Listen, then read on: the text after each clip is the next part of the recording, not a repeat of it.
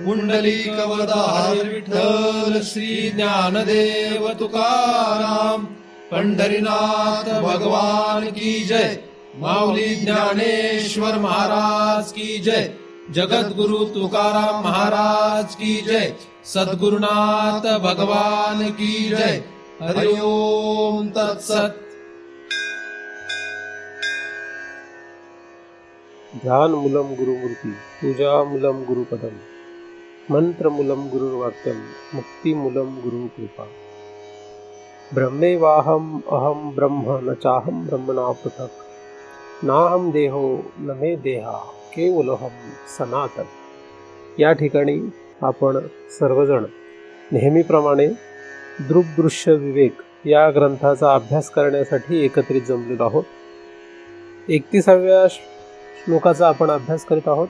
विद्यते हृदय ग्रंथी छिद्यन्ते सर्व संशया क्षीयन्ते चास्य कर्माणि तस्मिन् दृष्टे परावरे।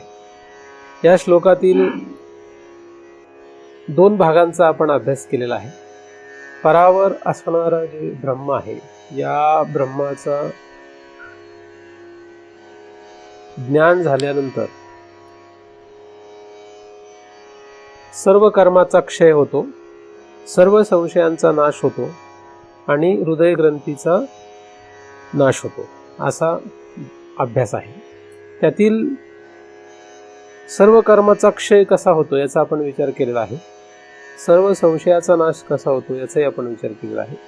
आणि शेवटच्या भागामध्ये आपण हृदय ग्रंथी कशी नष्ट होते याचा विचार करीत आहोत। हृदय ग्रंथी नष्ट व्हावी असं वाटणं ही काही साधारण माणसाची इच्छा नाही आहे। हृदय ग्रंथी म्हणजे संसाराचं बीज आहे। संसार चक्रामध्ये पुन्हा पुन्हा जन्म मरण येणं या हृदय ग्रंथीमुळे होतं। हृदय ग्रंथी जर नसेल तर पुनरावृत्ती होऊ शकत नाही। पुनरावृत्ती नष्ट व्हावी असं मुमुक्षत्व साधारण जीवाला असणं अशक्य आहे। जो संसाराला विटतो, ज्याला संसारामध्ये वैराग्य निर्माण होतं, त्यालाच जन्म मरणाच्या फेऱ्यातून बाहेर पडण्याची इच्छा निर्माण होते। बाकी कोणालाही ही इच्छा निर्माण होणं शक्य नाही। आणि ही इच्छा निर्माण होणं म्हणजे असं वैराग्य शरीरामध्ये तयार होणं, यासाठी सर्वोत्कृष्ट कारण विवेक आहे। विवेकाने जे वैराग्य तयार होईल ते वैराग्य कायम टिकतं। याचा आपण बऱ्याच वेळा विचार करीत असतो। जे वैराग्य विवेकाने तयार होईल तेच वैराग्य कायम टिकेल। आणि हा विवेक असणं ही काही साधारण भूमिका नाही, किंवा हे काही साधारण कोणाची गोष्ट नाही। नित्य काय आहे, अनित्य काय आहे याचा विचार करून त्यातल्या नित्य गोष्टीचाच सतत ध्यास, नित्य गोष्टीचाच सतत विचार करत राहणं, अनित्य गोष्टींमध्ये रममाण न होणं, असं जो कोणी साधक करतो त्याचा विवेक वाढत जातो। त्याचा विवेक वाढल्याने त्याला पुढे वैराग्य म्हणजे विरक्ती तयार होते आणि ती विरक्ती पुढे त्याला या विषयाकडे घेऊन जाऊ शकते। तिथपर्यंत म्हणजे अशी अवस्था निर्माण होईपर्यंत त्या जीवाचं परमार्थात असणं, अधिक या अशा विषयामध्ये असणं, हे फक्त व्यावहारिक भाग आहे, तो काही पारमार्थिक भाग नाही। म्हणजे पंढरपुरामध्ये 1 लाख लोक जाताना आपण पाहतो, पण हे 1 लाख लोक परमार्थ करणारे आहेत असा भ्रम साधारण माणसांना आहे। असा भ्रम करून घेण्याची गरज नाही। मंदिरात गेलेली लोक परमार्थ करतात, परमार्थासाठी ते पंढरपुरात गेले असं समजू नये, कारण तसं नाही आहे। त्यांचा पंढरपुरात जाण्याचा हेतू, विठ्ठलाकडे जाण्याचा हेतू हा निराळा असण्याची जास्त दाट शक्यता आहे।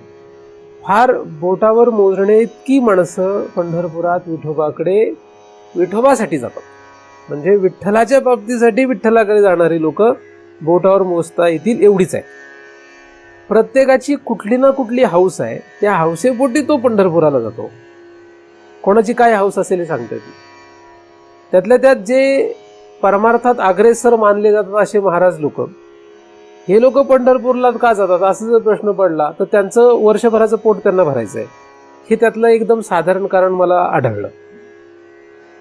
अधिक आपली हौस भागवायची, कीर्तन करायची, प्रवचन करायची वगैरे वगैरे अशा अनेक कारणासाठी जे मोठे समजले जातात परमार्थ क्षेत्रामध्ये, ते सुद्धा लोक विठ्ठलाशिवाय या इतर कारणांमध्ये जास्त रस ठेवतात.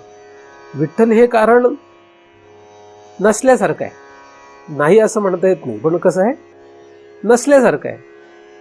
म्हणजे पंढरपूरला गेला आणि फक्त विठ्ठलाशिवाय काहीच विचार नाही किंवा विठ्ठलाशिवाय काही विषय नाही, इतर विषय त्यासाठी दुय्यम झाले, असं असणारी माणसं जी आहेत ती फार कमी आहे.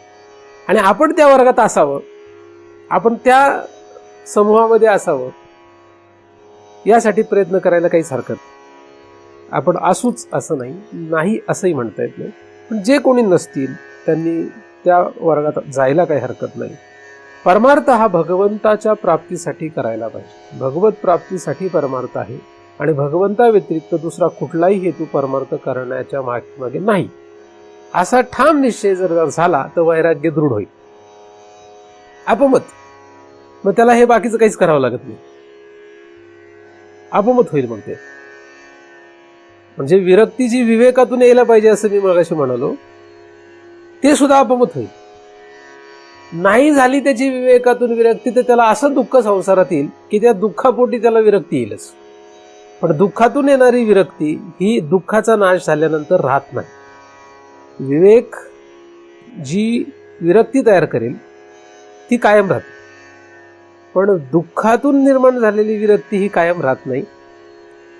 दुःख हे कायम टिकत नाही. जगातलं कुठलंच दुःख कायम टिकणार नाही, तुम्हाला किती मोठं दुःख असो. आणि म्हणून त्या दुःखाने जर तुम्हाला भगवंताकडे जावं असं वाटत असेल, म्हणजे तुम्हाला जर असं वाटायला लागलं की आता परमार्थच करतो, आता काही ऐकतच नाही, आता करतोच परमार्थ, असं जर वाटायला लागलं तर तुमचा भ्रम आहे, तो तात्पुरता खेळ आहे, तो टिकणार नाही आहे. कारण आज जे दुःख आहे ते उद्या नष्ट होणार आहे, ते टिकणार नाही. ते किती पराकोटीचं दुःख असलं तरी ते टिकणार नाही, म्हणून तुमची विरक्ती टिकणार नाही. पण तरी भगवंताच्या प्राप्तीच्या दिशेने जो जीव विचार करतो, दृढ विचार करतो, त्याला वारंवार मग दुःख भोगावे लागतं. म्हणजे उलट दुःख आले ती चांगली गोष्ट आहे, पण दुःख आले की आपण दीन होतो आणि दुःख आले की आपल्याला असं वाटतं देव आहे की नाही नक्की.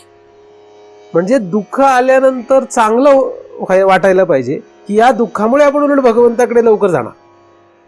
त्याच्याऐवजी होतं काय, आपल्याला असं वाटायला लागतं की भगवंताचं काही आपल्याला कृपाच दिसत नाही, भगवंत आपल्यावर काहीतरी वाकडी नजर करूनच बसलेला आहे वगैरे आपल्याला वाटायला लागतं. तर काही दुःख जरी आलं तरी समजून घ्यायचं की आपल्यावर कृपा होते. म्हणजे माझ्या आयुष्यात दुःख आले की मी पहिल्यांदा तो विचार करायला शिकलो. बराच वर्षापासून मी हाच विचार करत आलो की आपल्यावर दुःख आलं की समजून घ्यायचं आपल्यावर कृपा वाढली, नाही का. मग काय होईल, सामाजिक दृष्ट्या सुद्धा फायदा आहे. समाजात दुःख नष्ट करणं साधारण हेतू आहे समाजामध्ये, परमार्थ चावते. मग असं जर विचार केला तर असं कितीही मोठं दुःख आलं तरी तो मनुष्य शांत स्थिर राहील, अपमत. पण लोक असा विचार करणार नाहीत, असा विचार करत नाहीत. तुम्ही असा विचार करण्याचा प्रयत्न करा, तुम्हाला असं लक्षात येईल सामाजिक भूमिकेतून फायदा होईलच, पण पारमार्थिक भूमिकेमध्ये तुम्ही पुढे जाल. कोणीतरी सांगितलं म्हणून जे वैराग्य तयार होतं ते तर सांगणारा निघून गेला किंवा आपली ऐकण्याची इच्छा नष्ट झाली की संपतं. म्हणजे तिसऱ्या प्रकारचं जे वैराग्य आहे ते कसं आहे, ऐक्यू वैराग्य म्हणतात त्याला. ते कोणीतरी सांगितलं, आता मी तुम्हाला सांगतोय. आता बऱ्याच वेळ तुम्हाला एकदम संसार चक्राचं वर्णन केलं नाही, दुःख कसं आहे, किती अडथळा आहेत वगैरे जर मी तुम्हाला स्पष्ट करू लागलो तर तुम्हाला असं वाटायला लागेल बस आता आपल्याला परमार्थच करायचं, आता काहीच नाही करायचं. आणि मग तुम्ही घरी गेले, म्हणजे तुम्ही गेले आणि मी गेलो, म्हणजे दोघे दूर गेले, सांगणारा गेला ऐकणारा गेला, मग वैराग्य संपलं. मग आपोआप घरी गेला की टीव्हीचा कान पिरगळा वाटतो, नाही पिरगळला तुमचा कान पिरगळतात कोणीतरी, नाही का. त्यापेक्षा आपला ह्याचा कान पिरगळलेला बरा आहे ना. म्हणजे सगळं बंद असलं तर कोणीतरी काहीतरी गडबड करत राहतं, म्हणून लोक हुशार असतात, टीव्ही घरात आणून ठेवतात. मला नंतर कळलं टीव्ही घरात का आला. मी बऱ्याच वेळा विचार केला की टीव्ही येण्याचं कारण काय असावं. तर बऱ्याच वेळा काय होतं, तुम्ही जर टीव्ही घरात चालू नाही ठेवला तर घरात भांडणं जास्त होतात. म्हणून घरात भांडणं कमी करायची असतात टीव्ही चालू ठेवा.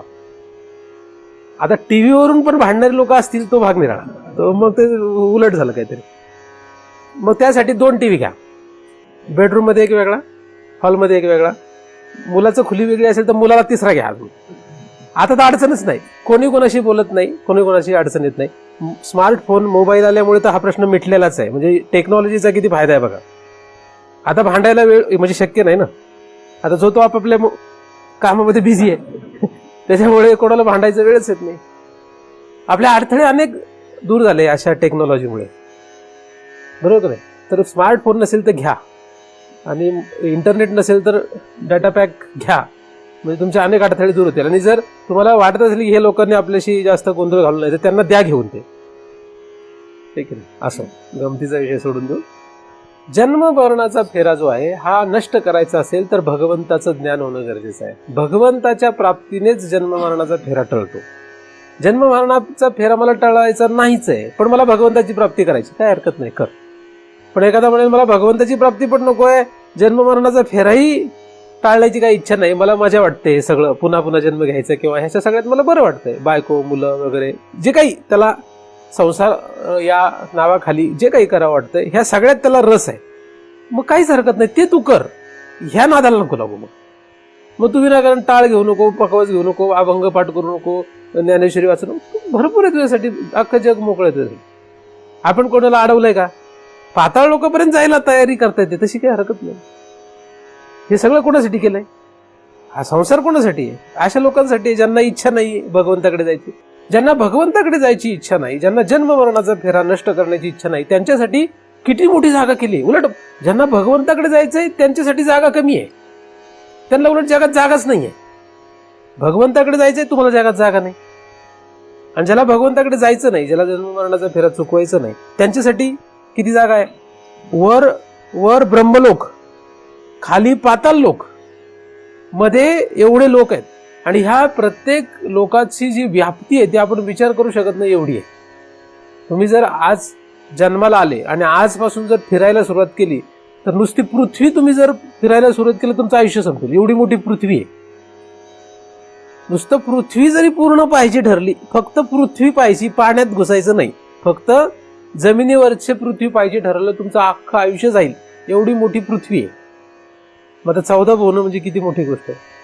मग आपल्याला काही असं हट्ट नाही ना कोणाला. आणि मी मागील चिंतनामध्ये तुम्हाला सांगितलंय, भगवंत कोणालाही आमंत्रण देत नाही या, म्हणून आमंत्रणाचा विषय जिथे आला, आमंत्रण निमंत्रण हे सगळे संसाराच्या गोष्टी आहेत. जिथे आमंत्रण हा शब्द आला, निमंत्रण हा शब्द आला, तिथे परमार्थ नाही. म्हणून कधी आम्ही सप्त्याला कोणाला बोलवीत नाही. का बोलवतो? लोक म्हणतात पत्रिका छापून बोलवायचं, कोणालाच बोलवायचं नाही. पत्रिका छापायची असली तर छापा, पण आमंत्रण नाही कोणाला. वारीला कोणाला आमंत्रण दिलं जातं का? प्रत्येक दिंड्यांना आमंत्रण पाठवलं, असं होतं का? पाठवतात का नाही पाठवत? पाठवत नाहीत. आणि ते बरं आहे, कुणी काढायला नको, चुकून काढतील काहीतरी, आमंत्रण पाठवता. परमार्थ करण्यासाठी, भगवंताकडे जाण्यासाठी कोणाला आमंत्रण नाही. तुम्हाला यायचं असेल तुम्ही या. संसारात कसं असतं, आपल्याला आमंत्रण आलं तर आपल्याला बोलवलंच नाही, कशाला जायचं त्याच्यात. परमार्थामध्ये तसं चालत नाही. परमार्थामध्ये आमंत्रण हा शब्द नाही, त्यामुळे तिथे अहंकार हा शब्द नाही. संसारामध्ये जर तुम्हाला कोणी बोलवलं नाही, सोयऱ्याने जर तुम्हाला लग्नाला बोलवलं नाही, फोन केला नाही, समजा पत्रिका पाठवली दुसऱ्याच्या हाताने, तर आज चिडचिड होते का नाही? स्वतः तर नाही आला, कमीत कमी फोन तर करायचा होता, असं वाटतं. संसारामध्ये चालतं ते. परमार्थात तसं नाही, बरोबर का नाही? संसारामध्ये तसं चालतं, परमार्थ तसं चालत नाही. परमार्थामध्ये ज्याला इच्छा आहे त्यांनी जायचं. म्हणून इथे काही कोणाची काही कुठली हाऊस पुरवण्याचा प्रश्न येत नाही. तुम्ही आमंत्रण दिलं की लोकांची इच्छा पूर्ण करावी लागते. मग त्यांची राहायची व्यवस्था करावी लागते, मग त्यांची जेवणाची व्यवस्था, चहा पाण्याची व्यवस्था, मग सगळ्या इच्छा पूर्ण करायला लागतात. तुम्ही जर तुमच्या मुलाच्या मुलीच्या लग्नाला जर पाहुण्यांना बोलवलं तर मग सगळ्या व्यवस्था करायला लागतात. मग तुमचं 5 लाख रुपये 6 लाख रुपये काहीतरी खर्च होतात ते सगळं आवभगत करण्यासाठी. कारण तिथे तुम्हाला ते करावेच लागते, कारण तुम्ही बोलवले लोकांना. आता समजा तुम्ही उलट करा, पारमार्थिक दृष्टीने लग्न करा समजा, असं ठरलं, आणि तुम्ही कोणालाच बोलू नका, लग्न ठरलेलं आहे, दिसला तर सांगायचं लग्न आहे म्हणून. किती लोक येतील? 100-1 लोक येतील समजा. तुमची 2000ची कॅपॅसिटी, तुमचं गणित वेगळं आहे. 2000 वाल्या लोकांचं 100 लोक येतील अंदाजे. ही जी 100 लोक आली, ह्या 100 लोकांना आल्यानंतर पाणी, चहा, जेवण विचारायचं नाही. आजूबाजूला हॉटेल आहेत, चहा प्या, पैसे तुमचं तुम्ही बघा, ते तुमचं तुम्ही बघा. लग्न आहे तर येईल का कोण? तुमचा कार्यक्रम पुढच्या वेळेस पुढच्या मुलाच्या मुलीच्या लग्नाला कोणी येणार नाही. 100 पण नाही, 1 पण नाही येणार माणूस, 1 पण माणूस येणार नाही. असा संसार आहे. परमार्थात तसं चालत नाही. परमार्थामध्ये कसं आहे, आम्ही तो कोणाला आमंत्रण देत नाही तरी एवढी लोक जमा होतात, आणि तरी बोलतो मी बरेच वेळा येऊ नका, उलट येऊ नका म्हणतो तरी लोक येतात. मग जर ज्या ठिकाणी आपल्याला स्वतःहून जायची इच्छा आहे, भगवंताकडे स्वतःहून जर जायची इच्छा असेल तर आपण ते काम नीट करू शकतो. जगातली कुठलंही काम तुम्ही चांगलं करू शकता जर तुम्हाला त्याच्यात आवड असेल. जे काम तुमच्या आवडीचं आहे ते काम तुम्ही चांगलं करू शकता. जे काम तुम्ही नोकरदार आहे म्हणून करताय ते तुम्ही चांगलं करू शकत नाही. आवडीचं काम मनुष्य चांगलं करू शकतो. म्हणून परमार्थात आवड पाहिजे, भगवंताची आवड पाहिजे. हा आवडीचा विषय आहे. आवड जर नसेल तर परमार्थात त्या माणसाचा काहीही उपयोग नसतो. आवड कशाची पाहिजे? आवड भगवंताची पाहिजे. गोडी कशाची पाहिजे? भगवंताची गोडी पाहिजे. भगवंता व्यतिरिक्त कशातही गोडी असली तर तो खरा पारमार्थिक मनुष्य नाही. म्हणजे पैसे गोळा करण्यासाठी महाराज झाला तर तो भगवंताच्या आवडीने झालेला नाहीये. आपल्याला खूप लोकांनी ओळखावं, आपलं नाव व्हावं या दृष्टीने तो महाराज झाला, तर तो भगवंतासाठी महाराज झालेला नाहीये. भगवत प्राप्तीसाठी तो महाराज नाहीये. किंवा आपण खूप अभ्यास केला लोकांनी आपलं ऐकावं, कारण सांगण्याची एक हौस असते. सांगण्यापेक्षा कोणीतरी आपलं ऐकतात, 4 लोक आपले ऐकतात, ह्याची एक हाव असते. तर यासाठी कोणी महाराज झाला तर त्याला भगवंताशी काही घेणं नाहीये. आवड भगवंता व्यतिरिक्त कशाशी नको, कशाचीच नको. मग ते काम आपोआप चांगलं होईल. ज्याची आवड आपल्याला असते तो व्यवहार असो का परमार्थ असो, ज्याची आवड आपल्याला आहे त्याच्यामध्ये आपण आपोमत प्रगती करतो. आपोमत गती होते आवडीच्या विषयामध्ये. म्हणून विषय आपला काय पाहिजे? आवडीचा पाहिजे. आणि विषय आपला काय पाहिजे? नारायण पाहिजे. भगवंत हा आपला विषय आहे, तो आपल्या आवडीचा आहे, मग आपण पुढे जाणार. तसं नाहीये तर आपल्याला अनेक 12 वाटा फुटतील. आपल्याला 12 वाटा का फुटतात? आवडीचाच प्रश्न आहे, बाकी दुसरं काही नाही. भगवंताच्या ज्ञानामध्ये आवड का पाहिजे? कारण भगवंताचं ज्ञान झालं तर भगवंताची प्राप्ती होणार आहे. जो पदार्थ आपल्या माहितीमध्ये नाहीये त्याची माहिती पहिल्यांदा करून घ्यावी लागेल. भगवत ज्ञानाची गरज काय? बरेच लोकांना वाटतं ज्ञानाची आम्हाला काही गरज नाही, असं काही लोकांना वाटतं. ज्ञान कशासाठी पाहिजे? कारण तो विषय, तो पदार्थ आपल्याला माहित नाही. तुम्ही म्हणाल आम्हाला तर माहित आहे देव. तुला जो देव माहिती तो देव खरा देव नाहीये. तो लोक समजतात त्याला देव. जसं मी तुम्हाला बऱ्याच वेळा सांगत असतो, देव म्हणजे काय असा प्रश्न पडला तर अडचण निर्माण काय होते? कोणाला विचारलं देव कुठे आहे तर लोक देवघरातल्या फोटोकडे बोट करतात, नाही तर गावातल्या देवळाकडे बोट करतात, किंवा पंढरपूरच्या विठोबाकडे बोट करतात. तर देव नक्की कुठे आहे हे जर प्रश्न पडला तर किती अडथळे निर्माण होतात. तुमच्या घरात मी आलो तुम्हाला विचारलं, जसं ह्या घरातल्या माणसांना विचारलं की देव कुठे आहे तर ते कुठे बोट करतील? देवघराकडे. ते काय तिथे देव आहे असं म्हणतील. त्याने हा नको आहे मग ते म्हणतील गावात देवळात आहे. तो नको आहे म्हटलं की पंढरपुरात आहे म्हणतील. मग नक्की कुठे आहे? इथं आहे का गावात आहे का पंढरपुरात आहे? मग त्याच्याही पुढे प्रश्न विचारला तर वैकुंठात आहे म्हणते. म्हणजे देव जो आहे याची माहिती जी आहे ती नीट नाही आपल्याला, म्हणून ज्ञानाची गरज. मग ज्याची आपल्याला प्राप्ती करायची त्याच्याच ज्ञानाची गरज, दुसऱ्या कुठल्या ज्ञानाची गरज नाही. तुम्हाला जर भगवंताची प्राप्ती करायची असेल तर भगवंताचं ज्ञान पाहिजे. ज्ञान म्हणजे माहिती म्हणजे बोध. सोप्या भाषेमध्ये भगवंताच्या माहितीची आपल्याला गरज आहे, भगवंताच्या ज्ञानाची गरज आहे. ते भगवंत नक्की काय आहे, कुठे आहे, हा विषय साधू संतांनी मांडलेला आहे. आणि तो एवढा सहजपणे उपलब्ध होत नाही, कारण साधू संत जे आहेत ते दयाळू आणि कनवाळू असल्यामुळे त्यांनी साधकांच्या किंवा भक्तांच्या ऐपतीप्रमाणे अनेक विषय मांडून ठेवलेले. अधिकारांरूप त्यांनी अनेक साधनं मांडून ठेवलेली आहेत. पण त्यामुळे अजून अडथळा काय वाढलाय की ते साधनांमध्येच धन्यता आहे असं काही लोकांना वाटतं. पण साधनामध्ये रममान राहिल्याने काही फरक पडत नाही, कारण साधनांमध्ये जो जीव राहतो तो आज नाही तर उद्या साधनातीत होतो. संसारामध्ये रममान राहिल्याने तो कधीही संसारातीत होत नाही. हे लक्षात घ्या.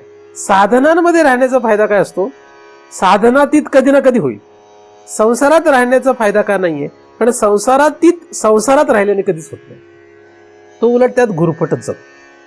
तर भगवंताची आवड असेल तर या भगवंताच्या दर्शनाने तस्मिन दृष्टे परावरे, म्हणजे या भगवंताच्या दर्शनाने आपल्याला ती 3 फलं जी आहेत ती प्राप्त होणार आहेत. त्यातलं हे फल आहे हृदय ग्रंथीचा नाश होईल. हृदय ग्रंथी म्हणजे गाठ. ठीक आहे, ग्रंथी म्हणजे गाठ, गाठ म्हणजे बीज. हृदय हे जे बीज आहे त्या बीजाचा नाश होईल. त्या बीजाचा नाश करावा असं वाटणं हे विरक्तीशिवाय येणार नाही, सहज कोणालाही येणार नाही. हे तर आपल्याला आधीच माहिती आहे. कारण तसं वाटल्याशिवाय कोण भगवंताच्या नादी लागणार आहे? तुम्हाला भगवंताच्या नादी का लागावं वाटतं असा प्रश्न आला पाहिजे. तर 3 पैकी एक कारण असलं तर चालतं असं या श्लोकामध्ये आपल्याला लक्षात येत आहे.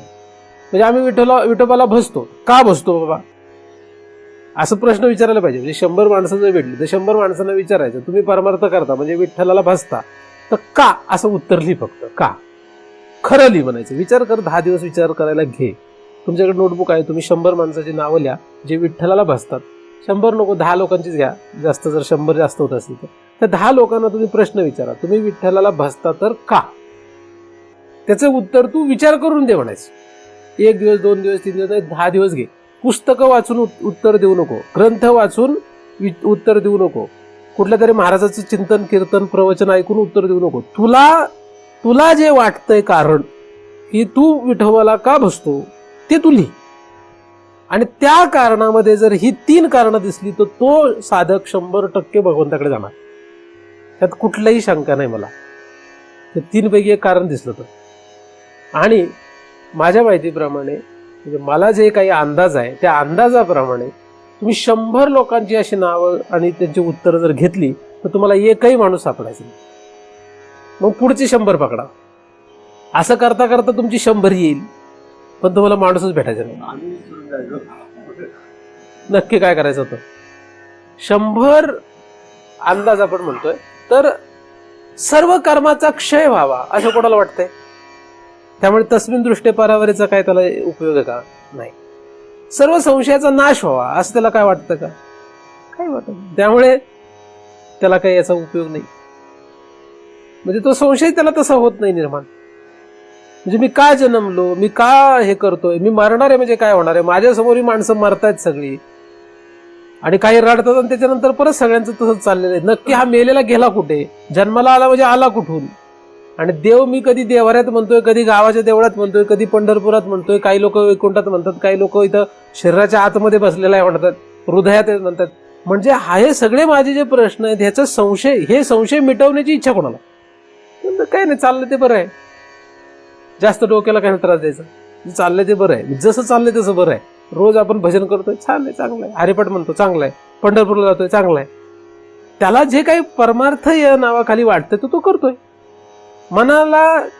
मनाला त्या वेळेला तेवढं शांत वाटण्यापलीकडे काय होतंय? काही नाही. आणि ते पण का? कारण संसारामध्ये तो पिसलेला आहे. संसारामध्ये इतके परेशानी आहेत, या सगळ्यामध्ये वैतागल्यामुळे त्याला हे काही साधनं जी ती बरी वाटतं. संसार हे जे आहे, संसार दुःखमूळ चहूकडे इंगळ, विश्रांती नाही कुठे, रात्रंदिवस तळमळ. तर या संसारामध्ये, या तळमळीमध्ये शांत होण्यासाठी, कारण ही जी तळमळ आहे ती मनाला लागते, ते जीवाला किंवा आत्म्याला लागत नाही. खरं तर जीव त्या मनामध्ये तादात्म्य पावल्यामुळे त्या जीवाला ती तळमळ स्वतःची वाटते, ते दुःख त्याला स्वतःच वाटतं.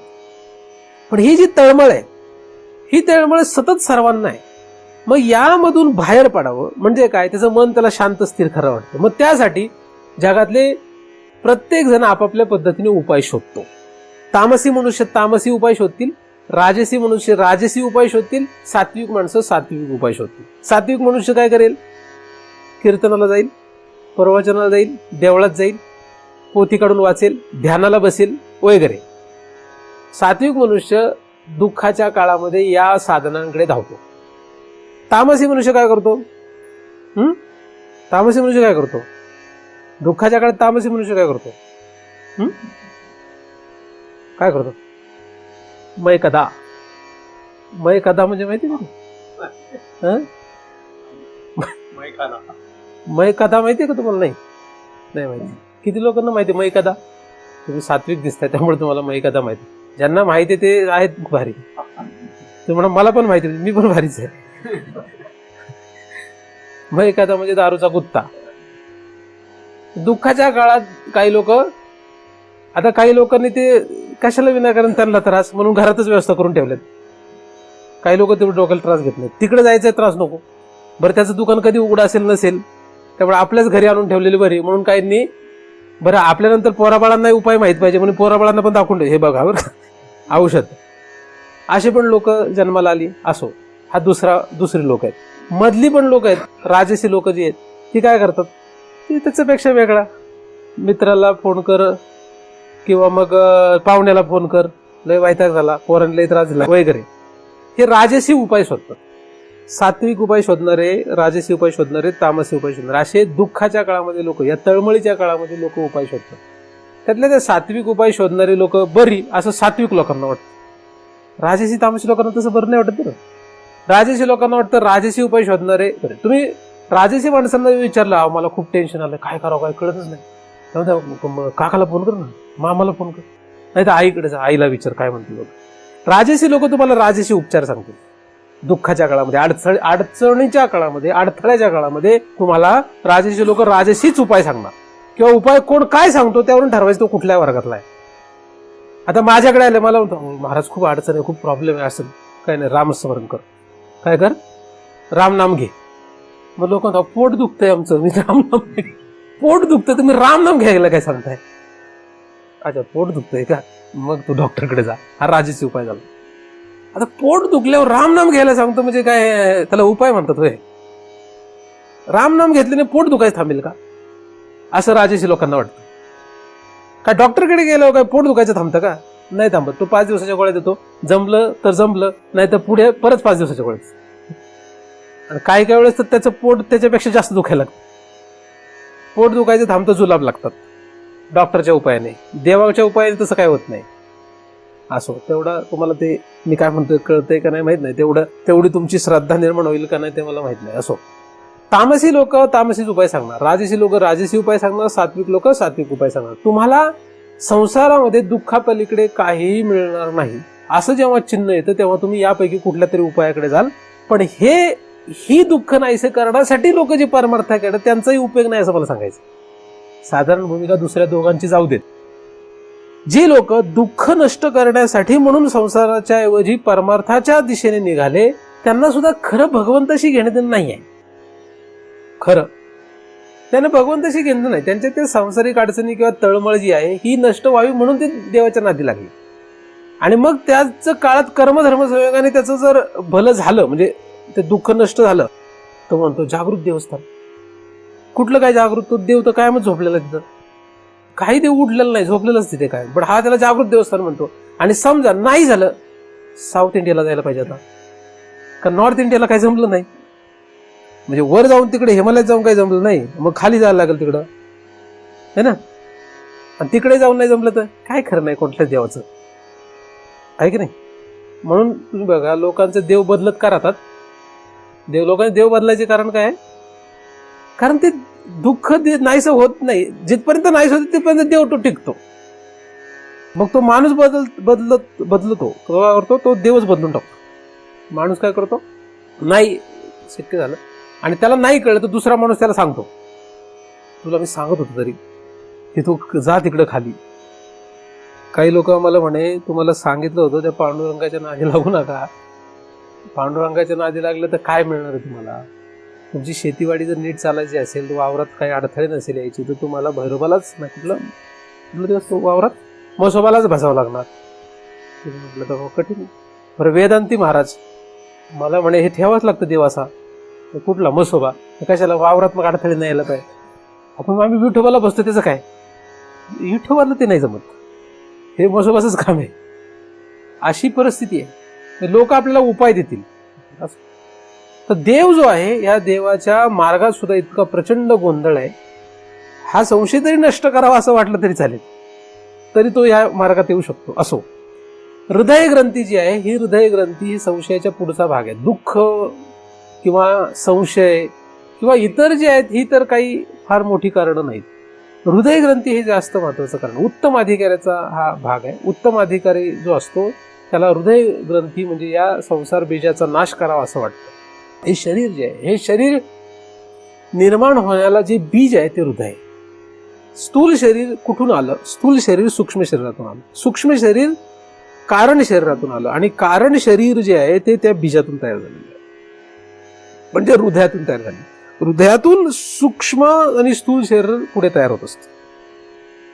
हा जो जीव आहे तो खरा आत्मा आहे, तो खरा राजा आहे, तो त्या हृदयामध्ये स्थित आहे. पण हृदयामध्ये तो स्थित झाल्यामुळे तो मर्यादित झालेला आहे, मर्यादित झाल्यासारखा वाटतो. हृदयामध्ये आत्मा हा अमर्यादित असताना मर्यादित झाल्यासारखा वाटतो.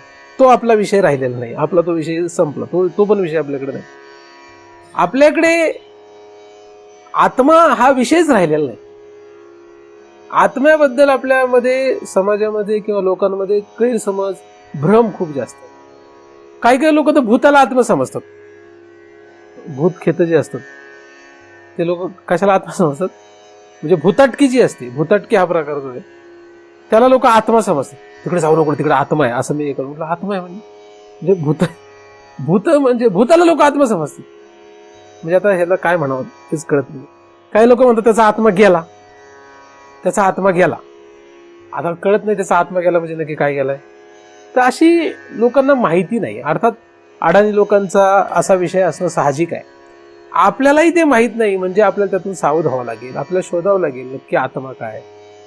या शरीरामध्ये आत्मा जो आहे तो हृदयामुळे मर्यादित झाल्यामुळे त्याला आत्मा असं नाव राहत नाही, त्याला जीव असं नाव येतं. हा जो जीव आहे, हा जीव त्या हृदयामध्ये स्थिर असला, शांत असला तरी सुद्धा तो सामान्य रूपाने शरीरभर पसरतो, पुन्हा विशेष रूपाने तो या सर्व जगतामध्ये पसरतो. असा अभ्यास आपण केलेला आहे. म्हणजे आतमध्ये असलेला जीव हृदयामध्ये विशेष रूपाने राहतो, सतत राहतो. तो पुढे तो सामान्य रूपाने या शरीरात नखशिखांत राहतो, नखशिखांत व्यापुनी राहे. हृदयीचा ध्यायी हृदयीरया. हृदयामध्ये तो विशेष रूपाने राहतो. सर्व शरीरभर, स्थूल आणि सूक्ष्म शरीरभर तो सामान्य रूपाने राहतो आणि या दोन शरीराच्या वाटे तो बाहेर या जगामध्ये पसरतो, पुन्हा बाहेर जातो. म्हणजे आईमध्ये, बापामध्ये, बायकोमध्ये, नवऱ्यामध्ये, मुलाबाळामध्ये, संपत्तीमध्ये, यांच्यामध्येही तो जीव जातो. जसं तुम्ही आता इथे बसलेले आहात. आता तुम्ही इथे जे बसलेले आहात तर तुमच्या आतमध्ये हृदयात तो जीव आहे, तो सतत तिथेच आहे. तुमचं या शरीरभर तो सामान्य रूपाने पण सतत आहे. पण तुमचा तो अजून एक जो विशेष जीव आहे तो कुठे आहे?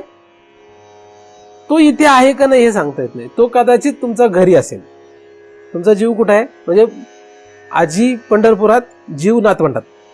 आजी कुठं? पंढरपुरात. आणि जीव कुठं? नातवंडात. अशी चिन्ह तुम्हाला पाहायला मिळतील. म्हणून जसं काही दर्शन बारीतून बाहेर पडली की सगळ्यात पहिलं ती दुकान शोधते. कायसाठी? खुळखुळा. ते प्रसाद वगैरे नंतर, कारण जीव नातवंडात. बरं, त्याला कारण विचारलं असेल ते म्हणते देवाची कृपाच येते. नातवंड झाली का देवाच्या कृपेने झाली का नाही? पोरबाळ झाली देवाच्या कृपेने झाली. नातवंड झाली, पोरं झाली, दोघंही गुणाच्यामुळे झाली, देवाच्या कृपेने झाली. त्यामुळे लक्ष तिकडं. तर हा जो जीव आहे, हा असा विशेष रूपाने जो बाहेर पडला, तो त्यांच्यामध्ये जेव्हा रममाण होतो तेव्हा त्याला आपण ममत्व म्हणतो. हा विशेष जीव, कुठला जीव रममाण होतो? हा विशेष जीव जो या शरीराच्या बाहेर जातो, त्यांच्यात रममाण होतो, त्याला आपण म्हणतो ममत्व. त्याला काय म्हणतो? ममत्व. कोण बाहेर पडलं? जीव. कसा बाहेर पडला? विशेष रूपाने तो बाहेर पडला. म्हणजे मी इथे बसलेला आहे पण माझा जीव कुठे आहे? पैशात आहे समजा. तर पैसा ही जी गोष्ट आहे त्याच्यात माझा जीव काय आहे? रममाण आहे. म्हणजे पैशाचं मला काय आहे? ममत्व आहे. पैशाचं मला ममत्व आहे. असं ममत्व ज्या ज्या पदार्थांमध्ये हा जीव रममाण होतो तिथे तिथे राहतं आणि प्रत्येक ठिकाणी ते ममत्व कमी अधिक असतं. समान राहत नाही. म्हणजे समजा बायकोमध्ये अधिक ममत्व असेल, मुलाबाळामध्ये कमी असतं. मुलाबाळामध्ये अधिक असेल, बायकोमध्ये कमी असतं. आईमध्ये जास्त आहे, वडिलांमध्ये कमी असतं. वडिलांमध्ये जास्त आहे, आईमध्ये कमी असतं. बायकोमध्ये जास्त आहे, आईमध्ये कमी असतं. अशा प्रकारे ममत्व जे आहे ते सगळ्यांमध्ये समान राहत नाही, पण ममत्व त्या त्या पदार्थांमध्ये राहतं. हे ममत्व काढलं पाहिजे, स्थूल शरीरापर्यंतचं ममत्व काढलं पाहिजे, असा आपण विचार आतापर्यंत केलेला आहे. कारण ममत्व हे आपल्याला डुबवायला कारण आहे. ममत्व म्हणजे रममाण होणं. रममाण झाला म्हणजे ममत्व आलं, आणि ममत्व आलं म्हणजे डुबला. कारण ममत्व आलं की तिथे अहंता अपमत येते. कारण अहंता आणि ममता ही दोन्ही सोबतच राहतात, आणि या दोघांमुळे आपण डुबतो. अहम ममतेची अलवड सवडी, माते न पवतीची गा बापुडी, असं त्याला उत्तर आहे आपल्याकडे. आपण मागे त्या प्रमाणाचा विचार केला. मला ते प्राप्त होत नाहीत, म्हणजे त्यांना भगवंतापर्यंत म्हणजे माझ्यापर्यंत येता येत नाही, असं ज्ञानेश्वरीमध्ये आपण वाचलं. जगामधल्या कितीतरी पदार्थांमध्ये आपण ममत्व न ठेवता ममत्व ज्या पदार्थात ठेवत नाही त्याच्यात चांगला व्यवहार करतो, हे लक्षात घ्या. काही लोक म्हणतात मग आपण हे जगाचं काम वगैरे कार्य वगैरे जे काही करायचं नाही का. उलट तुम्ही ज्या गोष्टीत ममत्व ठेवाल त्या ते कार्य तुमचं धड नाही होणार. ते तुमचं कार्य पवित्र नाही होणार. कारण तिथे तुम्ही ममत्वामुळे गुंतलेले असतात. म्हणजे उदाहरणार्थ राजा आहे, राजाला न्याय द्यायचा आहे, आणि त्याच्या मुलाने राजपुत्राने जर अपराध केला आणि राजपुत्रामध्ये जर राजाचं ममत्व असेल तर राजा न्याय काय देईल? त्याला फासावर चढवेल का? समजा त्याचा गुन्हा तेवढा असेल तर त्याला फासावर चढवेल का नाही चढवेल? अजिबात चढवणार नाही. तो काहीतरी करेल आणि त्याला त्यातून बाहेर काढेल. पण ममत्व नसेल तर राजा त्या मुलाला फासावर चढवेल. म्हणजे राजाचा धर्म तो अत्यंत पवित्रपणे पाळेल जर तो राजा आहे. नाहीतर नाही जमलं तर राजपद सोडून देईल. दुसरा उपाय ममत्व नसेल तर ममत्व आपल्याला आपल्या धर्मामध्ये आपल्या कर्मामध्ये बाधा आणत असतं, पाप तयार करत असतं. सामाजिक दृष्ट्या विषय सांगतो. म्हणून ममत्व हे चांगलं नाही. कशातच ममत्व चांगलं नाही, स्थूल देहामध्ये नाही, त्याच्या बाहेरच्या जगामध्ये पण. कारण याच्यात ममत्व ठेवल्यामुळेच रोग वाढलेत. आपल्याला रोग का जास्त झाले? ह्याच्यात ममत्व. तुम्ही म्हणाला असं कसं काय? मला सांगा, तुमच्यापैकी किती लोक रोज सकाळी 1.5 तास व्यायाम करतात? तुमच्यापैकी किती लोक 1.5 तास व्यायाम करतात रोज सकाळी किंवा संध्याकाळी? जाऊ 1.5 तास नाही, आयुष्यभर म्हणतोय मी. तुम्ही आता म्हातारे झाले, काम नाही म्हणून वेगळी गोष्ट आहे. ते एवढं मनावर नका घेऊ. बरं 1.5 तास नाही, 1 तास व्यायाम करणार किती लोक आहेत? नाही, 1 तास पण नाही. बरं अर्धा तास. मी आमच्या विद्यार्थ्यांना कॉलेजमधलं विचारतो, तुमच्यापैकी व्यायाम किती लोक करतात? एकही हात नाही वर करत पोरग. एकही पोरग हात नाही वर करत. एकही पोरगी कोणीही हात वर करीत नाही मी व्यायाम करतो म्हणून. का? काम खूप वेळ नाही मिळत. त्यांना वेळ मिळेल ना, तरुण पिढीला. तुम्हाला वेळ मिळतोय का? तुम्हाला वेळ मिळत नाही. व्यायाम करतोय कोण? मी तर अशी लोक पाहिलेत की जन्माला आल्यापासून मरेपर्यंत एकदाही व्यायाम नाही केला. एकदा पण व्यायाम नाही केला. फक्त शाळेमध्ये पीटीचा तास होता तेवढाच व्यायाम पूर्वी होता. आता पीटीचा तास नाहीये. आता तो बंद झाला. कारण जे व्यायामच करीत नव्हती ती मंत्री झाली. मग मंत्र्यांना कळलं की व्यायाम कशाला लागतोय शरीराला. अशा गमतीशीर गोष्टी असतात. मग मला सांगा, व्यायाम न केल्याने शरीरातले आजार वाढतील का कमी होतील? व्यायाम केल्याने शरीरातले आजार दाबले राहतात. शरीर हे आजारांचं भांडार आहे, हे नक्की आहे. ठीक आहे. अयोग्य आहार, अयोग्य विहार हे रोगाला आमंत्रण आहे. ठीक आहे. मग व्यायाम न करणे हा अयोग्य विहार आहे. आणि अयोग्य आहार आपल्याला माहितच आहे. काय काय अयोग्य आहार आपल्याला माहितच आहे. लोक म्हणतात कधीतरी खातो असं म्हणता सारखंच खातो. जास्त नाही, मी कधीच खातो. कधी म्हणजे कधी लोकांना विचारतो तुम्ही हे काय आहे? हे चांगलं नाही आहार हा. नाही, ते कधीच खातो. म्हणजे भेळ कधी खातो, वडापाव कधी खातो, कच्ची दाबेली कधी खातो, फरसाण कधी खातो. आता हे सगळं कधी खाण्यामध्ये 7 दिवस तो सगळंच खातो. तुम्ही विचार केला तर भेळ त्यांनी एकदाच खाल्ली, वडापाव एकदाच खाल्ला. मग तो म्हटलं बरोबर नाही, वडापाव एकदाच खाल्लाय. मग तू वडापाव एकदा खाल्ला, पण दुसऱ्या वेळेस वडी खाल्ली, नंतर तिसऱ्या वेळेस कचोरी खाल्ली, त्यावेळेस ढोकळा खाल्ला. म्हणजे असं उदाहरण म्हणून सांगतो, तोंडाला पाणी सुटून देऊ नका, उदाहरण आहेत.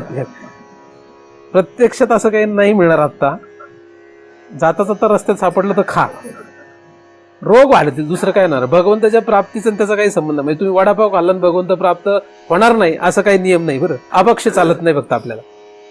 त्यामुळे वारकऱ्याला वडापाव खायला बंदी नाहीये. पण रोग लागला तर मग हरिहरी करता नाही यायचं. रोग लागला, शरीर धड असेल तर हरिहरी करायला बरं आहे ना. शरीर नीट तर सगळं काय करतात असो. तर जर आपण या शरीराच्या नीट राहण्यासाठीच आहार आणि विहार नीट नाही करू शकत, नीट ठेवू शकत नाही, म्हणजे व्यायाम नाही करू शकत, नीट खाऊ शकत नाही, नीट म्हणजे जे शरीराला नीट ठेवील, तर या शरीरावर ममत्व नाहीये का आपलं? याचा अर्थ काय होतो? याचा अर्थ शरीरावर सरळ सरळ ममत्व आहे. ह्याच्यामध्ये कोण बसत नाही. मग आता जवळजवळ 99% लोक याच्यात.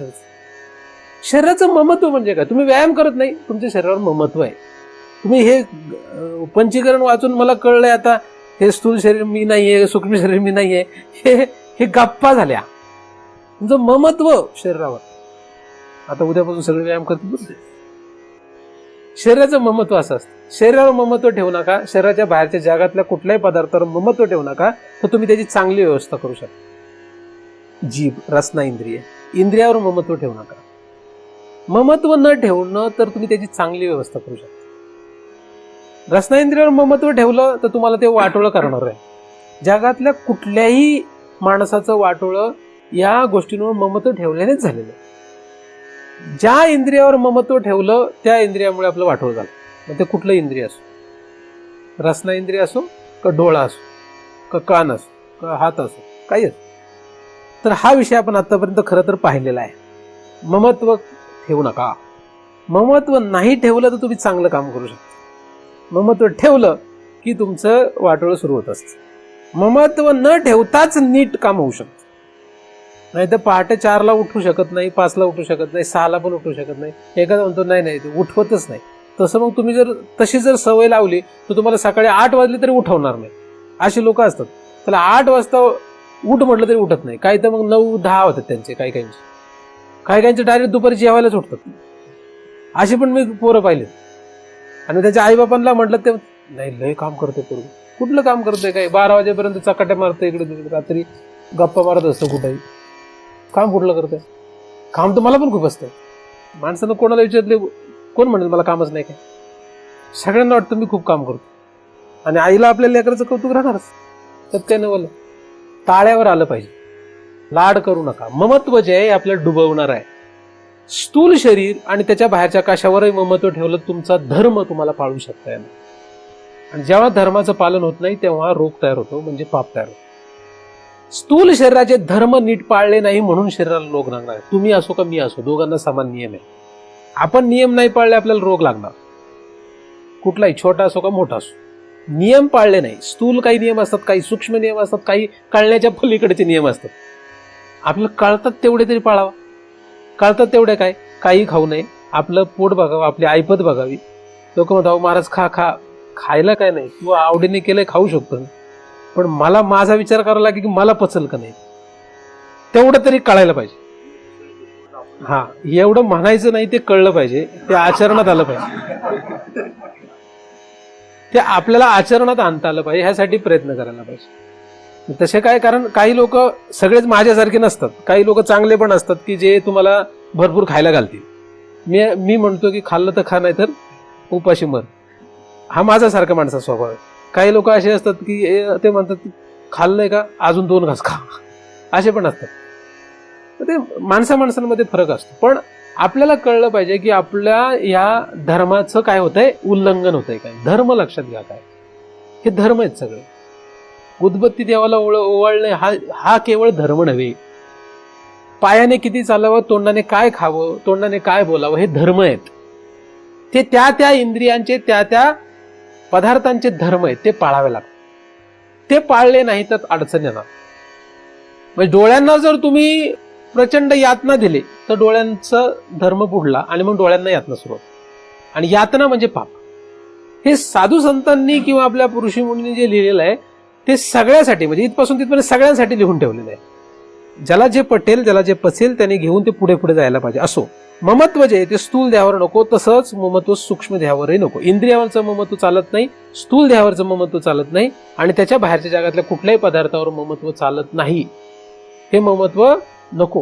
ही ममत्व आपल्याला काय होतं, घातक ठरतं. म्हणजे हृदय ग्रंथी जी आहे, या हृदय ग्रंथीचा नाश व्हावा असं तुम्हाला वाटत असेल तर ते केव्हा वाटेल, असं वाटण्यासाठी हे ममत्व काढत गेलं तर वाटेल. ते वाटण्यासाठी सांगतो मला. भगवत दर्शन हा दुसरा भाग आहे. भगवंताच्या दर्शनाने हे हृदय जे आहे किंवा हृदय ग्रंथी जी आहे ती नष्ट होईल. पण आधी हृदय ग्रंथी नष्ट व्हावी असं वाटावं, हे कसं होईल याचा विषय मी तुम्हाला काही दिवसापासून सांगतो. कारण हृदय ग्रंथीचा नाश व्हावा हे वाटत नाही कोणाला, आपल्याला वाटत नाही ना, सहज नाही वाटत आहे ते. मग का वाटत नाही आणि काय करायला पाहिजे असे दोन भाग मी सांगतो. वाटत नाही ना कधीच, उलट माहीत पण नाही हृदय ग्रंथी म्हणजे काय. तर दुसरा भाग किंवा पुढचा भाग जो आहे तो असा आहे की सूक्ष्म शरीर. सूक्ष्म शरीर म्हणजे काय? सूक्ष्म शरीर म्हणजे एका शब्दात मन. अनेक शब्दांमध्ये सांगायचं झालं तर 5 ज्ञानेंद्रिय, 5 कर्मेंद्रिय, 5 प्राण, मन, बुद्धी, चित्त, अहंकार, अंतःकरण, 5 विषय, 25 तत्व. 17 तत्व घेतली तर मन, बुद्धी आणि हे 15. 19 तत्व घेतली तर मन, बुद्धी, चित्त, अहंकार. तुम्हाला जसं सहज शक्य वाटेल तसं घेऊ शकता. एका शब्दात मन. मन जे आहे हे मन, या मनावर ममत्व नको. तोच नियम इकडे मनावर आहे. मनावर ममत्व नको. मनावर ममत्व नको म्हणजे काय? मनाप्रमाणे जगू नका. अहो, मनाप्रमाणे जगायचं, मग जगण्याला अर्थ काय? मनाप्रमाणे जगायचं नाही, मग जगण्याला अर्थ काय राहतो? मनाप्रमाणे जगायचं नाही, कारण मन जे आहे ते आपल्याला कधी कुठे घेऊन जाईल हे सांगता येत नाही. म्हणून मनाप्रमाणे जगून जमत नाही. मनाप्रमाणे तुम्ही जगू नका, तुमच्याप्रमाणे मनाला जगू देत. तुम्ही मनाप्रमाणे जगू नका. मनाला तुमच्याप्रमाणे जगवता येत असेल तर चालेल, ते ममत्व नाही. जसं शरीराप्रमाणे जगू नका, तुमच्याप्रमाणे या शरीराला जगवा. कसं? दोन वेगळे भाग आहेत ना. शरीराप्रमाणे आपण जगणं आणि आपल्याप्रमाणे शरीराला जगवणं यात फरक आहे. आपल्याप्रमाणे शरीराला जगवणं म्हणजे काय आणि शरीराप्रमाणे आपण जगणं म्हणजे काय? शरीर हे स्वभावाने रोगधारी आहे. स्वभावाने काय? रोगधारी आहे. म्हणजे रोग त्याचा स्वभाव आहे. शरीराचा रोग हा स्वभाव आहे. आणि आपला स्वभाव काय? आपण रोग विरहित आहोत. आपण रोग विरहित आहोत. आता आपण रोग विरहित आहोत म्हणजे हा आपला स्वभाव, आणि रोग धारण करणे हा शरीराचा स्वभाव. मग मला सांगा, आपण कसं राहिलं पाहिजे? रोग विरहित राहिलं पाहिजे का रोगधारी राहिलं पाहिजे? मग रोग विरहित राहण्यासाठी शरीराला वागवलं पाहिजे. तर हा आपला धर्म झाला. आणि सर्व रोगीट राहणं म्हणजे काय झालं? तो शरीराचा धर्म. एक उदाहरण म्हणून बसायला, हा एकमेव भाग नाही, त्याच्यात खूप त्याची गहनता आहे. आपण हे सगळं काही हाताळू शकत नाही, तो आपला विषय नाही. आपला पुढे विषय आहे मन. मनाचा काय स्वभाव? चंचलता. मन काय? सतत चंचल, सतत. मन शांत स्थिर शक्यतो राहत नाही. वायू तत्वाचा आहे, त्याचा स्वभाव आहे. हा आपला स्वभाव नाही आहे. आपण स्थिर शांत आहोत. आपण कसे आहोत? स्थिर शांत आहोत. आपला हा शांत हा आपला स्वभाव आहे. मनाचा तो स्वभाव नाही. मन हे सतत चंचल आहे. आपण मनाच्या अधीन झालो म्हणजे मनाप्रमाणे आपण वागू लागलो तर आपण अशांत आहोत. आपल्या अशांत व्हायला कारण मन आहे. आणि मन सगळ्यांचा राजा असल्यामुळे, ह्या खालच्या सगळ्यांचा राजा मन आहे. त्यामुळे तुम्ही जर अशांत झाले नाहीत तर मन ह्या सगळ्यांना कोणाला तरी बोलवतं आणि तुम्हाला अशांत करणार. त्याचं काम आहे. मनाच्या अधीन कोण आहे? मनाच्या अधीन इंद्रिय आहेत. म्हणजे मनाच्या ताब्यात आहेत. इंद्रिय कोणाच्या ताब्यात आहे? मनाच्या ताब्यात इंद्रिय आहेत. म्हणून आपण जर अशांत झालो नाही तर मन काय करतं? इंद्रियांना बोलवतं की बघ ह्याच्याकडे काहीतरी, आणि आपल्याला अशांत करून टाकतो. मनाची फौज मोठी आहे. मनाची फौज प्रचंड मोठी आहे. म्हणून आपण अशांत होतो याला कारण आपण अशांत आहोत असं नाहीये. आपण अशांत होतो याला कारण आपलं मन जे आहे ते आपल्याला अशांत करतं. आणि आपलं मन आपल्याला अशांत का करतं? कारण त्या मनावर ममत्व ठेवल्यामुळे अशांत करतं. उदाहरण, तुमचं मूल तुम्हाला अशांत का करेल? तुमचं मूल म्हणजे लहान मूल नाही, त्याला मुलं झाली असं मूल. म्हणजे तुमचा मुलगा तुम्हाला अशांत का करेल? का करेल? तुम्ही ममत्व ठेवले की तुम्हाला अशांत करेल. तुम्ही ममत्व नाही ठेवलं तर तुम्हाला अशांत करणार नाही. तुम्ही म्हणाला असं जरा शक्य, ते जरा शक्य नाही, ते होणार नाही, होत नाही, शक्य पाळायला शक्य नाही. म्हणून त्याच्यावेळी तुम्ही दुसरं उदाहरण बघा. शेजारच्याच मूल आपल्याला अशांत करेल का? शेजारच्या मुलाने काही केलं तरी आपल्याला मजा वाटते, गंमत वाटते. दुसऱ्याच्या पोराने काही केलं तर आपल्याला चागळायला विषय होतो का नाही? दुसऱ्याच्या पोराने, दुसऱ्याच्या पोरीने काही गडबड केली की आपल्याला काय होतं? चटणी, लोणचं, चघळण्याचा विषय होतो का नाही? होत. पण आपल्या मुलांनी केलं, आपल्या मुलीने केलं तर डोकं धरण्याचा विषय होतो. कसला विषय होतो? डोकं धरून बसावं लागतं. आणि नाही चार चौघात तरी गुपचूपपणे तर रडण्याची पाळी येते का नाही? काय, कशामुळे? म्हणजे दुसऱ्याची पोरगी जर कोणाबरोबर पळून गेली तर आपल्याला काय होतं? तरी सांगत होतो आम्ही असंच होणार, म्हणतो का नाही? पण मनातल्या मनात तरी नाही, समोर म्हटलं तरी हा ते डेअरिंग पाहिजे त्याला. तरी तुला समजावून सांगतो आम्ही, जरा लक्ष ठेव पोरीकडं, लक्ष ठेव पोराकडे, असं म्हणतो आपण त्याला. म्हणजे आपल्याला दुःखाला कारण होत नाही, कारण ममत्व नाही. तेच आपली मुलगी, आपला मुलगा जर आपल्याला सोडून पळून गेला तर रडण्यापलीकडे हातात काहीच राहत नाही. उलट उरलेलं अख्खं आयुष्य तुमचं किती श्रीमंती असून काही असो, तुम्हाला रडण्यापलीकडे तुम्हाला काहीच वाटत नाही. तुम्हाला असं वाटेल आपलं आयुष्य उद्ध्वस्त झालं, आयुष्य उद्ध्वस्त झाल्यासारखं वाटतं. आमच्याकडे एक श्रीमंत मनुष्य आहे, त्याचं पोरग फारच विपरीत, फारच विचित्र, पण लाड आईबापाचे, गेलं पळून. श्रीमंती खूप भरपूर, नाव गाव सांगत नाही. आमच्याकडे म्हटलं तुम्हाला कळतच नाही मी कुठचा आहे. आता इथं बाणेरचं म्हणावं का, आळंदीचं म्हणावं का, तिकडे वापटीचं म्हणावं का, लोहगावचं म्हणावं का, अजून नक्की कुठचं म्हणावं. त्यामुळे आमच्याकडे म्हटल्यामुळे कुठचं मलाच नाही माहिती. तर पोरग पळून गेलं, कसं तरी करून काहीतरी करून पोरग परत आलं. का आलं माहित नाही. बापाने लग्न लावून दिलं, म्हणजे दावं माहिती ना, दावं बांधायचा विचार केला बापाने. दावं कळलं, लॉर्डना म्हटलं की यांना वाईट वाटेल म्हणून मी दावं म्हटलं.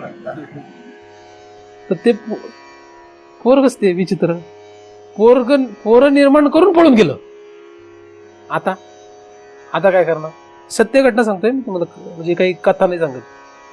आता त्या म्हाताऱ्याच्या आणि म्हातारीच्या डोक्याला काय झाला? किती दिवसासाठी शीण झाला? चितेवर जाण्यापर्यंत शीण झाला. काहीही करू शकत नाही.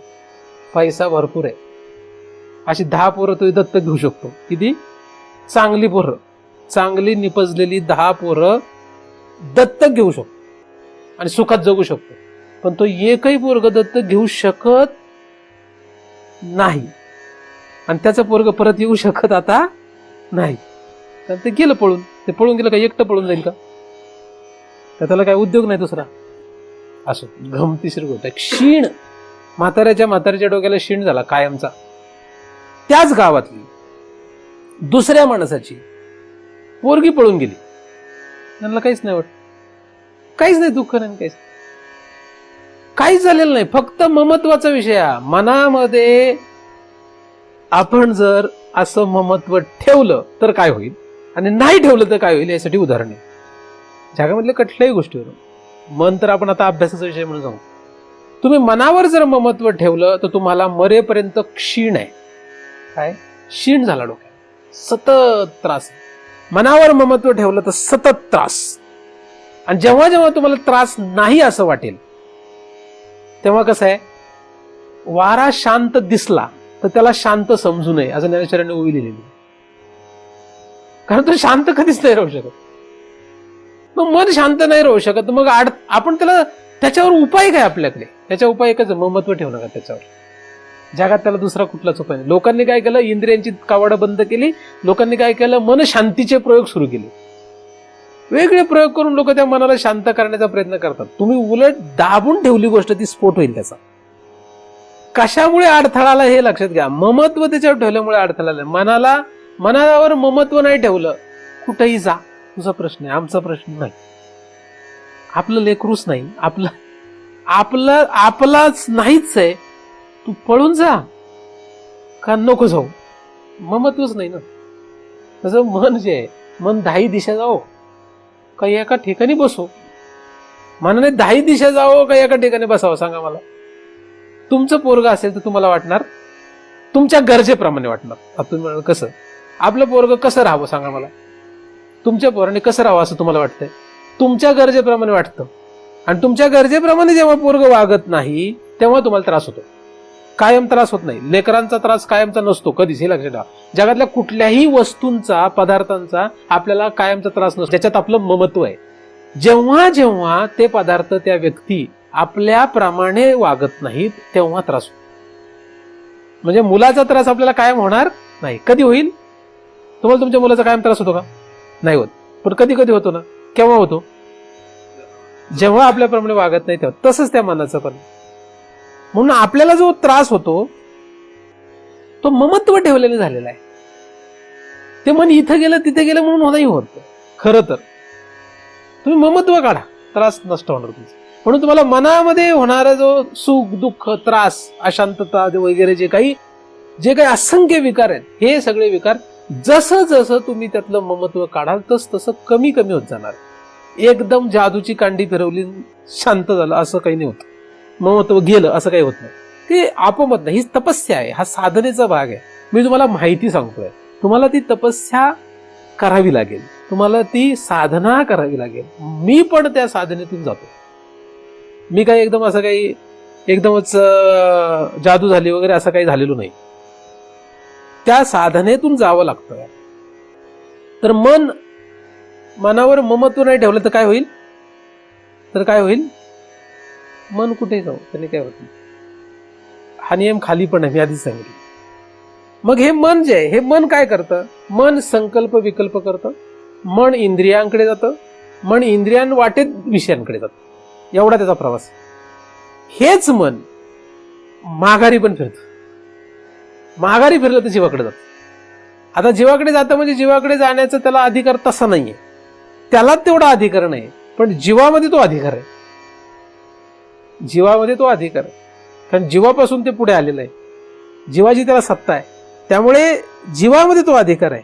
पण मनाला मागे वळून पाहता येतं. मन जसं बाहेर धावतं तसं मनाला उलट पण पाहता येतं. इकडे पण पाहता येतं.